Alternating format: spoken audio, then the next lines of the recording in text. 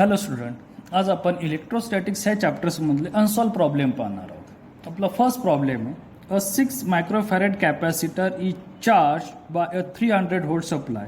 It is then disconnected from the supply and is connected to another uncharged 3 microfarad capacitor. How much electrostatic energy of the first capacitor is the lost in the form of heat and electromagnetic radiation. आता दिलेल्या क्वेश्चन्समध्ये आपल्याला दोन capacitor दिले, एक 6 मायक्रोफॅरेडचा आणि दुसरा 3 मायक्रोफॅरेडचा. ज्यावेळेस 6 microfarad capacitor आहे त्यावेळेस व्होल्टेज 300 व्होल्ट आहे, आणि ज्यानंतर आपण 3 मायक्रोफॅरेड कॅपॅसिटर तिथे जॉईंट करणार आहोत त्यावेळेस ते कसं आहे, कनेक्टेड टू अनदर अनचार्ज, म्हणजे त्याच्याकडे चार्ज नाही आहेत, म्हणजे फक्त चार्ज याच्याकडेच आहे. त्याचं आपल्याला रिलेशन्स काय करायचं आहे, फाइंड करायचं. आता हा जो अनचार्ज आहे याचा अर्थ याच्याकडे कॅपॅसिटीची व्हॅल्यू आहे पण तरी तो अनचार्ज आहे, म्हणजे तिथे सप्लाय केलेला व्होल्टेज हा काय असला पाहिजे, 0 असला पाहिजे. आणि आपल्याला फाइंड आउट करायचं how much electrostatic energy of the first capacitor is the lost in the form of heat and electromagnetic radiation. तर तिथे किती लॉस ऑफ एनर्जी होते, सिम्पल. तर आपल्याला जे काही गिवन दिले ते आपण लिहून घेऊ. गिवन दिले मला C1 6 microfarad is equal to 6 into 10 raised to minus 6 farad. C2 3 microfarad, 3 into 10 raised to minus 6 farad. First capacitor चोस असलेलं व्होल्टेज 300 व्होल्ट आणि हा अनचार्ज असल्यामुळे तिथे असलेलं व्होल्टेज 0 व्होल्ट. आता फर्स्टचं आपण एनर्जी ऑफ फर्स्ट कॅपॅसिटर, तर आपल्याला फर्स्ट कॅपॅसिटरची एनर्जी काढायची.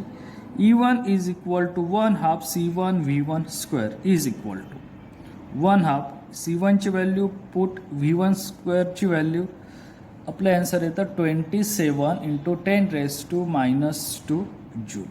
आता सेकंड कंडिशनच्या वेळेस कॅपॅसिटरची व्हॅल्यू 0 आहे, म्हणजे असं आपण हा फॉर्म्युला अप्लाय केला तर आपली एनर्जी पण 0 येईल, तर पॉसिबल नाही, कारण तिथे कॅपॅसिटर आहे तो फक्त अनचार्ज आहे. पण ह्या दोन कॅपॅसिटरमुळे तिथे व्होल्टेज तयार होतो, त्याला आपण टोटल व्होल्टेज म्हणतो. When C1 is connected to C2 and V be the common potential and V2 is equal to 0 by conditions. मग तिथे असलेलं रिलेशन्स काय येणार आहे, simple relation total potential is equal to total charge divided by total capacitor. मग total charge काय, Q1 plus Q2 C1 plus C2. सेकंडचा charge uncharge आहे म्हणजे Q2 हा 0च आहे, फक्त राहिला काय Q1. मग Q1 कसा करणार आपण, C1 into V1 plus C2 into V2, C1 plus C2.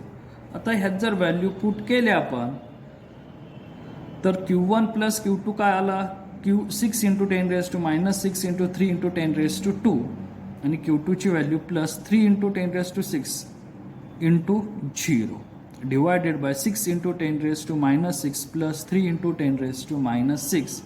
Calculations केलं तर तिथे असलेलं पोटेन्शियल म्हणजे total potential 2 into 10 raise to 2 volt येतं.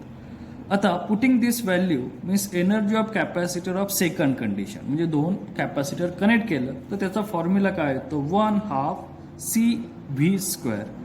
C कॅपॅसिटरचं काय, टोटल च्या capacitor C1 plus C2 into V square. C1 plus C2 का आलं 9 इंटू 10 रेज टू मायनस 6, आणि V2 2 into 10 raise to 2 bracket square. Example solve केलं म्हणजे calculations केलं तर आपलं आन्सर काय येतं, 18 into 10 raise to minus 2 joule. आणि loss of energy means initial आणि फायनलमधला डिफरन्स आहे, म्हणून E1 मायनस E2 म्हणजे फर्स्ट कंडिशन आणि सेकंड कंडिशनमधला डिफरन्स आहे, तो येतो 9 into 10 raise to minus 2 joule. एवढी एनर्जी आपली काय होते, लॉस होते जर कॅपॅसिटर आपण सेकंड केलं. आता याच्यामध्ये अजून एक कंडिशन्स अप्लाय होते, जर आपल्याला सेकंड व्होल्टेजची जर व्हॅल्यू दिली असेल सेकंड पोटेन्शियलची V2, तर इथलं रिलेशन्स काय होणार, त्यानुसार चेंज होत जाणार. म्हणजे इथे V2 ची व्हॅल्यू आपल्याला काय करावं लागेल, पुट करावं लागेल. म्हणजे त्यांनी अनचार्ज म्हणल्यामुळे किंवा चार्ज म्हणलं असतं तर तिथं आपल्याला V2 ची सुद्धा व्हॅल्यू आली असते. Next example, 125 small liquid drops, each carrying a charge of 0.5 microcoulomb and each of diameter 0.1 meter. From a bigger drop, calculate the potential at the surface of the bigger drop. आता इथे आपल्याला given काय दिलेले आहेत, तर radius of small drop. ती radius of small drop किती दिलेली आहे,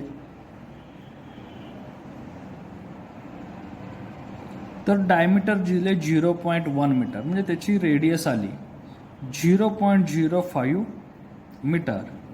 त्याच्यानंतर चार्ज दिलेला आहे 0.5 मायक्रोकुलम, मीन्स कन्वर्टेड बाय 0.5 × 10⁻⁻⁶ कुलम. आपल्याला फाइंड आउट करायची radius of bigger drop. Total number of charge किती दिलेत आपल्याकडे, 125.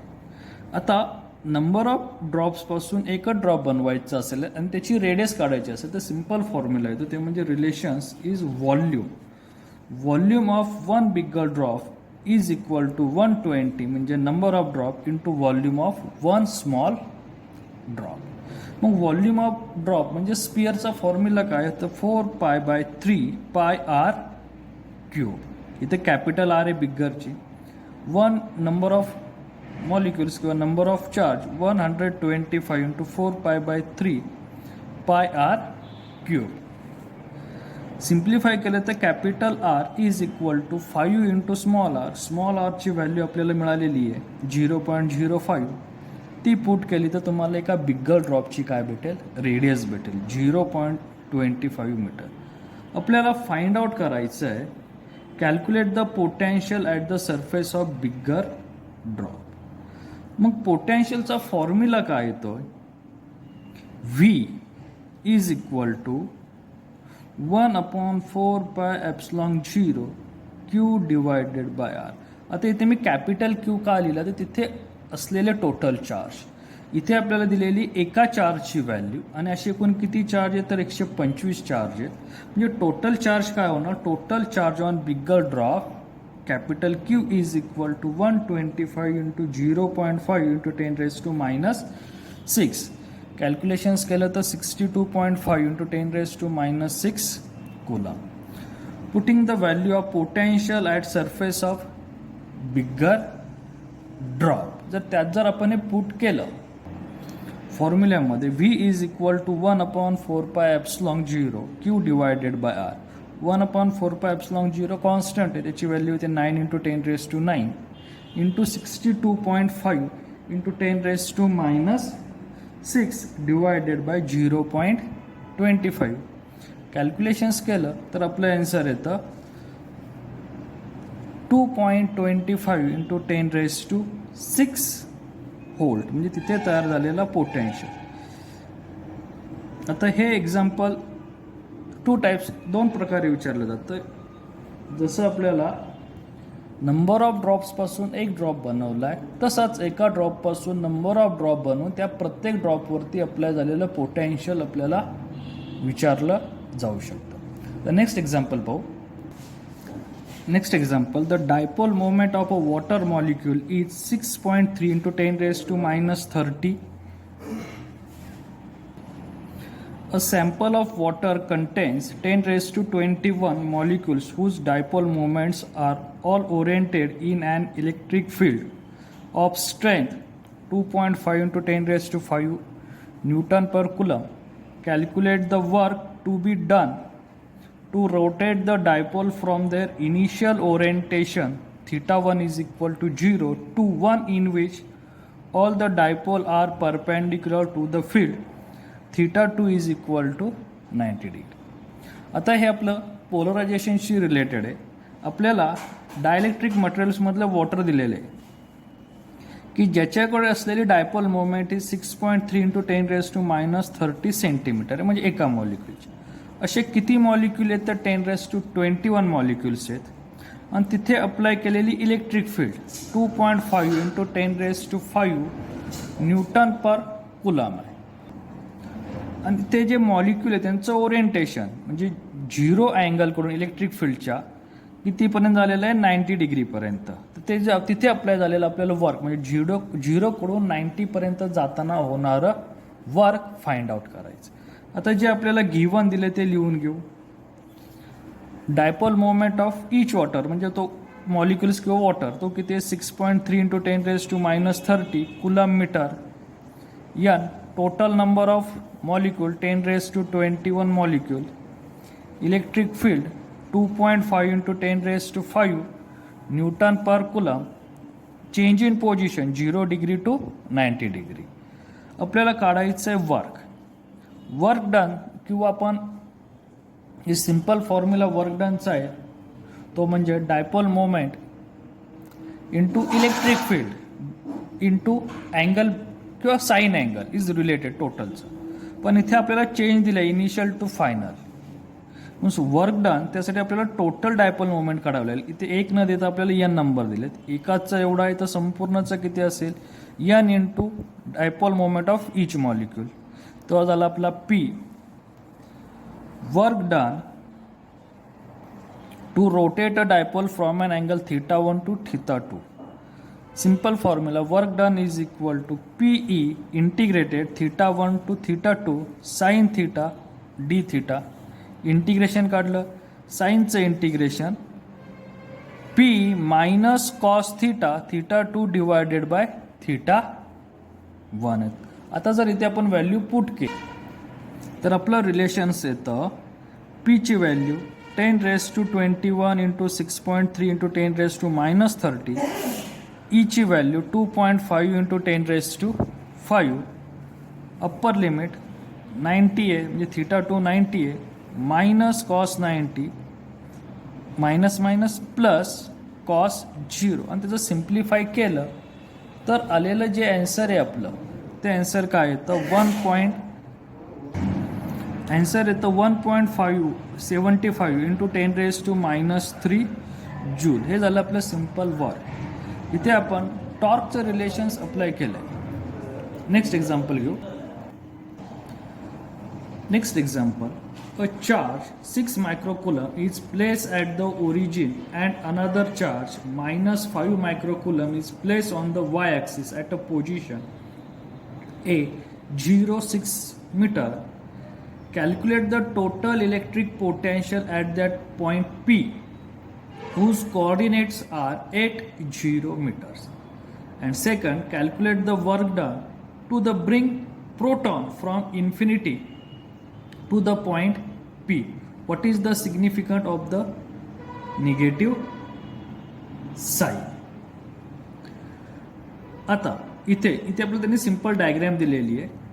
एक ए ह्या पॉईंटला चार्ज दिला आहे -5 कुलम मायक्रोकुलम आणि त्याची पोझिशन वाय ॲक्सिसला 0.6 म्हणजे ओरिजिन पासून ह्या पॉईंटपासून त्याचं डिस्टन्स दिलेलं आहे 8.6 metre is the simple diagram. आणि सेकंड कंडिशन्समध्ये काय सांगितलं calculate the total electric potential at point P आणि तो पॉईंट दिला 8 मीटर. आता हीच डायग्रॅम इथे आपण ड्रॉ केलेली. ए पॉईंटवरती असलेला चार्ज Q2 कन्सिडर करू. तो काय -5 coulomb at point A. Q1 हा 6 मायक्रोकुलम त्याला Q1 म्हणून ॲट पॉईंट ओ. ओ पासून एचं डिस्टन्स OA इज 6 मीटर. ओ पासून पीचं डिस्टन्स 8 मीटर. जर आपण पाहिलं तर हा एक राईट अँगल ट्रायंगल होतो. ह्या दोघांच्या स्क्वेअरची ॲडिशन्स ही याच्या स्क्वेअर रूट एवढी असते. ह्या लेनच्या स्क्वेअर रूट एवढी असते म्हणजे 36 + 64 बरोबर 100. त्याचं स्क्वेअर रूट काढलं तर 10. तर तुम्हाला एपीचं डिस्टन्स येतं 10 मीटर. आपल्याला फर्स्ट कंडिशन्समध्ये काय विचारलंय calculate the total electric potential at point P. तर ह्या पी पॉईंटवरती अप्लाय झालं टोटल इलेक्ट्रिक पोटेन्शियल. म्हणजे तर किती पोटेन्शियल अप्लाय होतं तर 2 चार्ज, एक Q1 चार्ज आणि दुसरा Q2 चार्ज. आपण या नंबरचं पोटेन्शियल फील्ड डेरिव्हेशन्समध्ये पाहिलेलं आहे. तेच relations total electric potential at point P VP 1/4πε0 constant Q1 into point distance OP plus Q2 by point distance. आता हे पॉईंट डिस्टन्स काय तर इथून इथपर्यंत म्हणजे AP. आता what is the significant of the negative sign. हा निगेटिव्ह साईन आहे म्हणजे ते काय तर निगेटिव्ह चार्ज दाखवतो. व्हॅल्यू सर्व पुट केल्या. 1/4πε0 ची व्हॅल्यू येते 9 × 10⁻⁹ ही कॉन्स्टंट आहे. Q1 म्हणजे फर्स्ट चार्ज तो काय 6 मायक्रोकुलम डिवायडेड बाय डिस्टन्स. ओ पासून पीचं डिस्टन्स काय कोऑर्डिनेट हा एक्स ॲक्सिस वरती म्हणजे डिस्टन्स 8 येणार प्लस Q2 -5 × 10⁻⁻6 आणि ए पासून पीचं distance find the by Pythagoras theorem तो किती आला 10 आला. कॅल्क्युलेशन्स केलं तर आपलं आन्सर येतं 2.25 × 10⁻³ व्होल्ट. आता सेकंड कंडिशन्समध्ये आपल्याला काय विचारलं आहे. Calculate the work done to bring a proton from infinity to the point P. मग ह्या पी पॉईंटवर अप्लाय झालेलं वर्क डन किती असेल बाय इन्फिनिटी पॉईंट म्हणजे कुठेतरी इन्फिनिटीकडून तो असलेला पॉईंट आहे. मग वर्क डनचा सिंपल फॉर्म्युला काय potential into charge.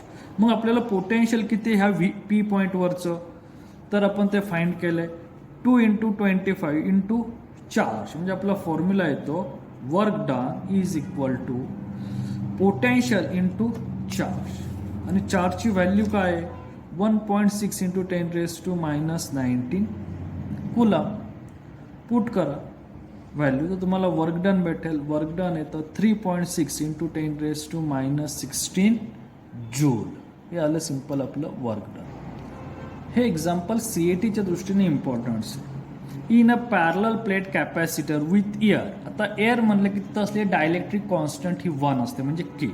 Between the plates each plates as an area 6 × 10⁻³ metre square and the separation between the plate is 2 millimetre. First find out करायचे calculate the capacitance of the capacitor कधी air असताना. Second if this capacitor is connected to 100 volt म्हणजे तो capacitor जर 100 व्होल्टला connect केला supply what will be the charge on each plate तर त्या प्लेटवर अप्लाय झालेला चार्ज. आणि थर्ड आहे how would charge on the plate B affected if a 2 millimetre thick mica sheet of K is equal to 6. आता इथे जो Mika sheet दिला ह्या दोघांमधला स्पेस हा सारखा आहे म्हणजे तुमचा असलेला संपूर्ण कॅपॅसिटर ह्या डायइलेक्ट्रिक असलेल्या मिका शीटनी काय केलेलं फिल्ड केलेलं म्हणजे ते विथ डायइलेक्ट्रिक मिडियम आहे आणि पहिल्या 2 कंडिशन्समध्ये without filling the dielectric mediums आहे. अशा 2 कंडिशनचं आपल्याला एक्झाम्पल सॉल्व्ह करायचं आहे. आता दिलेल्या कंडिशन्सनुसार गिवन तुमचा एरिया काय 6 × 10⁻³ metre square. Distance between 2 plate 2 millimetres म्हणजे 2 × 10⁻³ मीटर.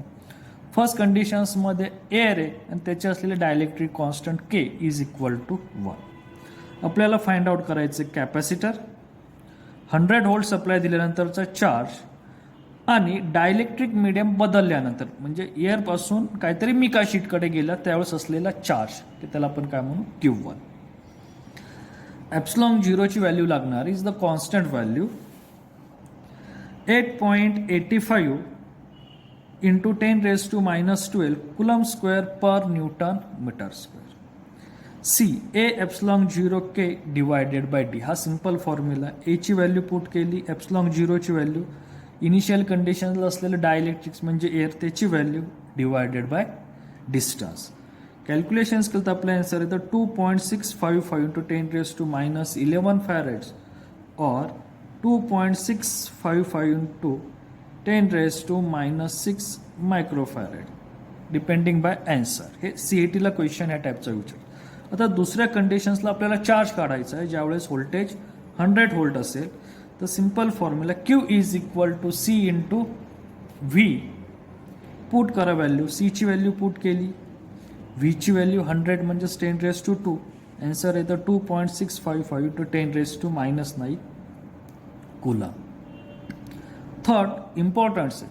आता इथे जे तुम्हाला फील केले ते कम्प्लिटेड फील केले 2 मिलीमीटर. जर हे कमी असतं तिथं आपल्याला थिकनेसचा फॉर्म्युला अप्लाय करावा लागला असता पण इथे त्यांनी कम्प्लिटेड फील केलंय आणि बाकीच्या कंडिशन्स त्याचे while the voltage supply remains constant म्हणजे तुमची ही जी व्होल्टेज आहे तेच आहे म्हणजे कंडिशन्स काय सेम म्हणजे तिथे असलेला चार्ज काय. तर सिंपल फॉर्म्युला येतो C डॅश म्हणजे नवीन असलेला तो काय येतो K1 इंटू सी इनिशियलची व्हॅल्यू, हा यांचा रेशो नेहमी कॉन्स्टंट असतो. सिमिलरली चार्जचं सुद्धा तसंच, Q1 is equal to K1 into Q. तर क्यू आपण इथे फाइंड आउट केलेलं आहे, आपल्याला तीच कंडिशन्स दिली आणि पण तिथला के काय झाला आहे, बदलला आहे. डायलेक्ट्रिक कॉन्स्टंट हा 6 आलेला आहे, ते इथे आपण काय केलं, पुट केलं. तर आपलं आन्सर येतं 15.93 इंटू 10⁻⁻9 कुलम. तर हा फॉर्म्युला आपल्यासाठी इम्पॉर्टंट. हे दोन्ही एकत्रच आहेत. तर हे सी ई टीसाठी सेपरेट किंवा हे दोन्ही एकत्र क्वेश्चन सी ई टीसाठी विचारले जातात. Next example. Next, find the equivalent capacitance between P and Q. Given area each of plate A and separation between plate D. म्हणजे P आणि Q यांच्यामधलं सेपरेशन्स D आणि त्या दोघांचा एरिया A दिलाय.